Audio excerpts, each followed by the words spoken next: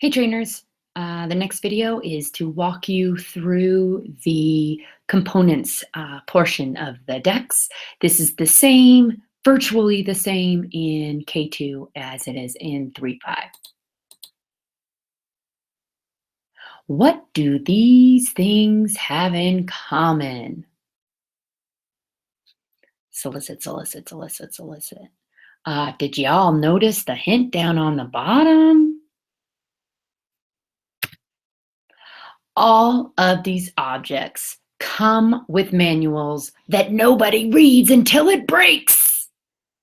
Our next portion of the day is going to emphasize how important our CKLA manuals are, and hopefully will encourage you to read them before it breaks.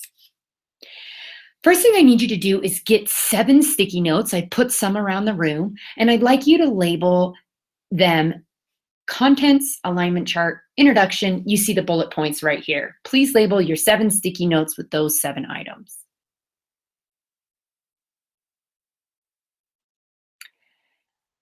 The next thing is go ahead and turn to the next page in your PAG, which should be titled the Owner's Manual page. What I'm going to do now is walk you through some of the important features of your teacher guide. And as I do, we're going to do 2 things. We're going to label some of these with our sticky note, so throughout our time together, we'll have easy navigation. And the other thing we're going to do is we're going to be recording key features in our activity guides on the Owner's Manual page. So let's look at the first thing. One of the very first pages in your teacher guide is the contents page. Go ahead and find that page now and put your first sticky note on it, the one labeled contents. What do you notice that's different about this table of contents page than maybe some table of contents pages you've seen in the past? You're right. This one includes a lot more information. So go ahead in your PAG, write down something along the lines that the table of contents page include way more than page numbers. In fact, it's kind of like a unit at a glance page in a way. Let's go to the next portion of our PAG page and the next section in our teacher guides. The next pages in your teacher guides are the alignment charts. Go ahead and label that with your alignment sticky note. And I want to draw your attention to the gray boxes and the light gray boxes. In teacher guides in the past, we guys have probably all had this experience. You open up to your lesson and you see hundreds of standards that are all supposed to be hit that day. And they're right, they're all getting hit that day. But then that leaves us guessing, well, what's the purpose of this lesson? What's the primary focus? Well, what CKLA has done is we're pulling out the key standard that we want you to target in each lesson. So in this alignment chart, you're going to see a gray box if it's the primary focus of that lesson, or you're going to see a light gray box if it's just part of that lesson, but not the primary focus. So in your PAG, go ahead and record that the dark gray is the primary focus, meaning it's going to get taught and assessed. And the light gray is a secondary, taught but not assessed.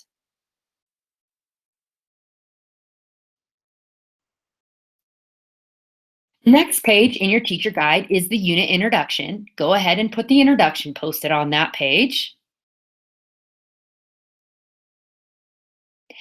The unit we are all looking at right now is Unit 1. Unit 1 is slightly different than the other units in that it has both an overview of the whole entire CKLA program and also a Unit 1 overview. In all following units, you're having a unit introduction, and it will just cover the content in that unit. But the first unit has some additional things. So I want you to notice that your first page is going to be a welcome letter, and it's kind of talking about CKLA as a whole.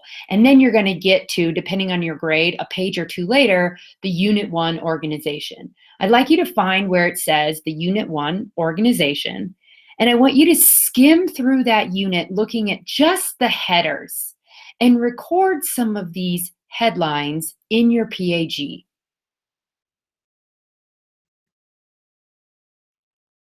Great. Now let's turn the page in our unit teacher guide until we get to a lesson at a glance chart. This is found at the beginning of every lesson. So go ahead and find lesson one's lesson at a glance chart. I'd like you to take a minute and, of course, we want to go ahead and label this the lesson overview. And I want you to look in your owner's manual, the very next selection, and record some things that you see that are part of this lesson at a glance chart. Raise your hand if you recorded timing, suggested grouping, materials. Great. Those are the three main components of the chart. The other thing that's really important is this advanced prep section. So this is what you're going to look at the night before. This is what you're going to do to get ready for the next day. And I want to be very clear. Some of you are going to see longer advanced prep sections. Some of you are going to be shorter, just depending on what lesson you're looking at right now. But all of these things come with the program. So it's not the stuff you have to go make copies of or laminate or cut out or anything like that. It's simply, in this example, gathering 20 large letter cards. Well, this is a kindergarten example. They have large letter cards. It's just saying pull out the I, E, A, U, O, and U cards. So you make sure you have those in the front of the room so you're not left fumbling through all the cards during the lesson. So the advanced prep is great for night before preparation. The other thing that is found at the start of every lesson is this overview chart. And I have to tell you, this is the thing that gets me most excited about CKLA second edition. I love this. I wish I would have had this for my very first day of teaching right out of college. What this does is this pulls out, remember we talked about the standards and we're giving you one primary focus standard for each lesson? Well, CKLA's gone above and beyond that. And it's written what we used to call SWABITs, a lesson focus, a learning target. All schools call them something different. Your primary focus of that day. Students will provide examples of cycles. And so what I love about this is, one, I don't have to come up with what my learning goal is or my learning target is for the day.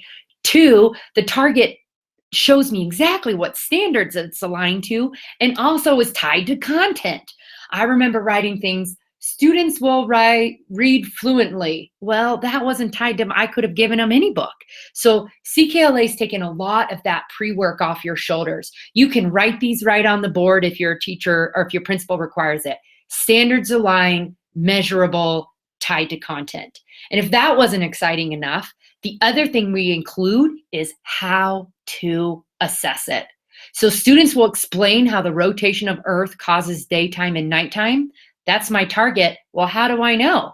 Well, here you go. CKLA tells you, look at activity page 1.1. That is how you will monitor if they got it. So these formative assessments change. Sometimes they're an activity book page. Sometimes they're kind of an exit ticket. But we now at each lesson give you standards-based targets that are measurable. So exciting. Go ahead and record your takeaway in your PAG.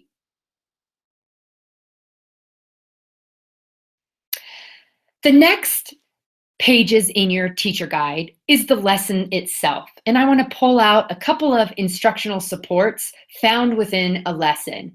Now, the sample I have here may not match your page exactly, but as a whole, I want you to notice a couple of things. We provide an instructional roadmap.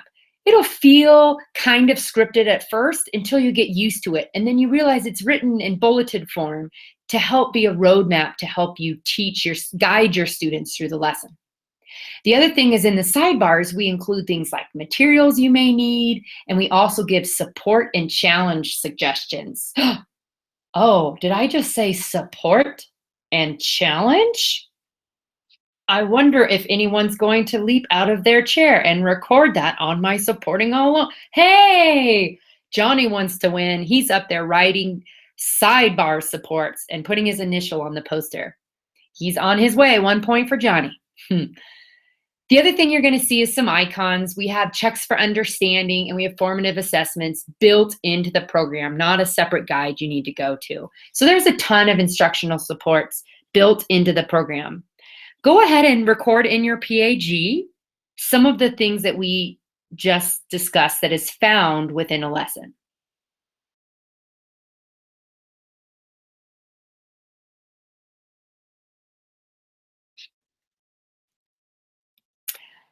Another instructional support I want to point out is the ELD specific sidebar supports. These are indicated with a little hand. Oh, there goes Johnny again. He's recording this on our Supporting All Learners poster. He now has 2 points. Good job, Johnny.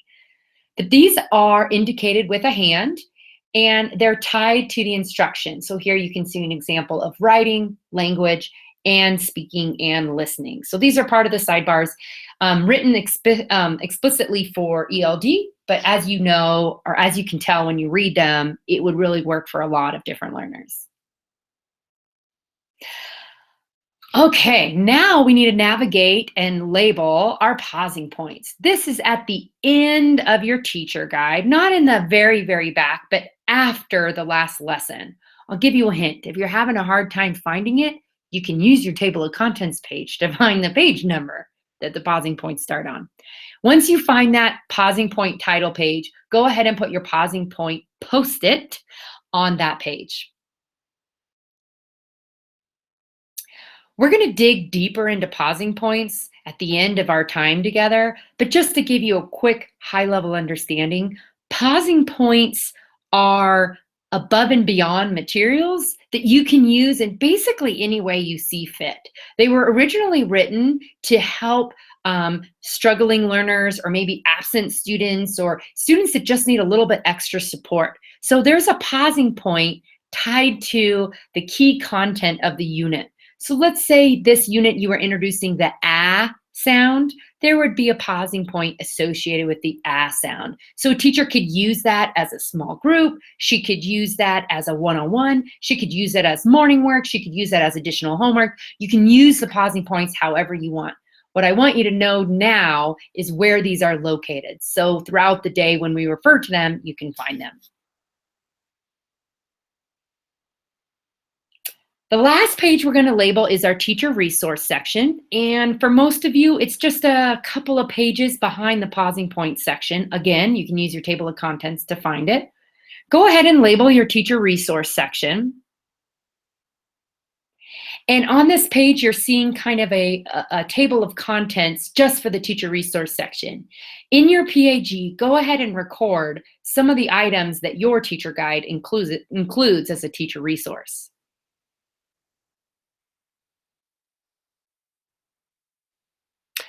Again, I realize some of you guys have some questions about these, and what I want to tell you, or what I'll tell you, is we are going to cover all of these.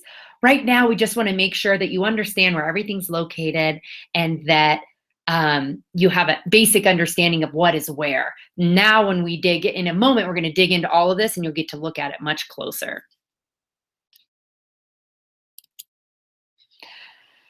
All right, there was your teacher guide walkthrough example. Hopefully you enjoyed it. And hopefully you saw we make it snappy. You run through it pretty quick and don't go into depth about anything too much. So we'll see you on the next video.